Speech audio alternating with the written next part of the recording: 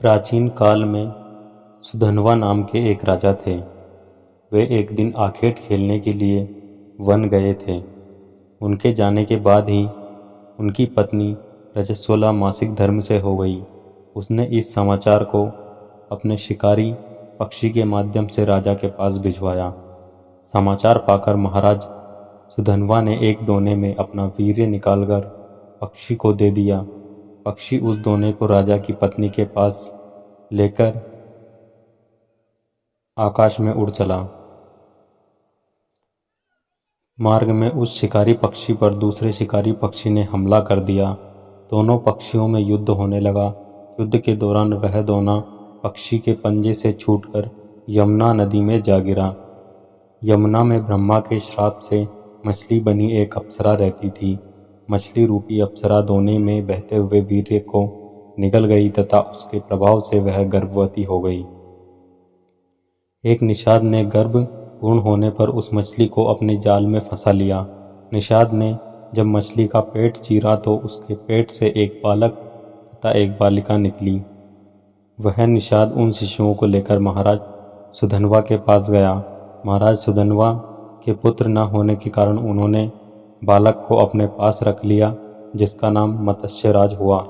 बालिका निषाद के पास ही रह गई और उसका नाम मत्स्यगंधा रखा गया, क्योंकि उसके अंगों से मछली की गंध निकलती थी। उस कन्या को सत्यवती के नाम से भी जाना जाता था। बड़ी होने पर वह बालिका नाव खेने का कार्य करने लगी। विश्व के पहले पुराण विष्णु पुराण की रचना करने वाले महर्षि पराशर एक बार यमुना नदी के किनारे भ्रमण के लिए निकले। भ्रमण करते हुए उनकी नज़र एक सुंदर स्त्री सत्यवती पर पड़ी।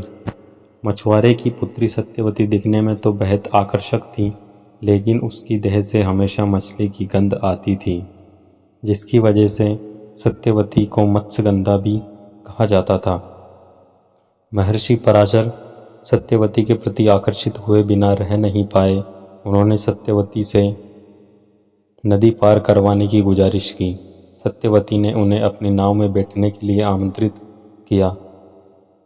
सत्यवती की शर्त नाव में बैठने के बाद पराशर ऋषि ने सत्यवती के सामने प्रणय निवेदन किया, जिसे सत्यवती ने सशर्त स्वीकार किया। पराशर ऋषि सत्यवती के साथ संभोग करना चाहते थे, जिसकी स्वीकृति देने से पहले सत्यवती ने उनके सामने अपनी 3 शर्तें रखी। पहली शर्त, सत्यवती की पहली शर्त थी कि उन्हें संभोग करते हुए कोई भी जीव ना देख पाए। पराशर ने इस शर्त को स्वीकार करते हुए अपनी देवीय शक्ति से एक द्वीप का निर्माण किया, जहां घनघोर कोहरा था। इस कोहरे के भीतर कोई भी उन्हें नहीं देख सकता था।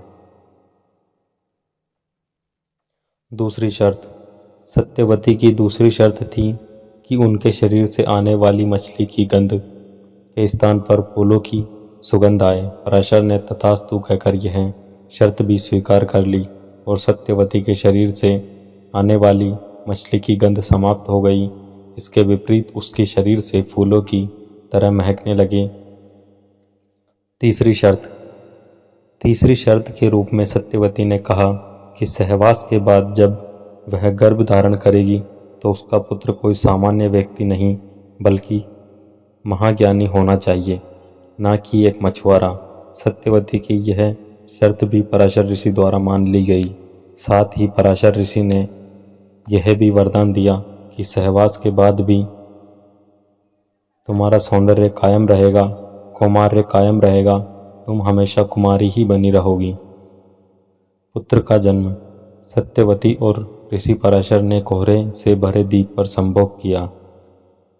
उस समय आने पर सत्यवती ने एक पुत्र को जन्म दिया, जो जन्म के साथ ही महाज्ञानी था। सत्यवती और पराशर की संतान का रंग काला था, जिसकी वजह से उसका नाम कृष्ण रखा गया और यही कृष्ण आगे चलकर श्री कृष्ण वेदव्यास के नाम से प्रसिद्ध हुए।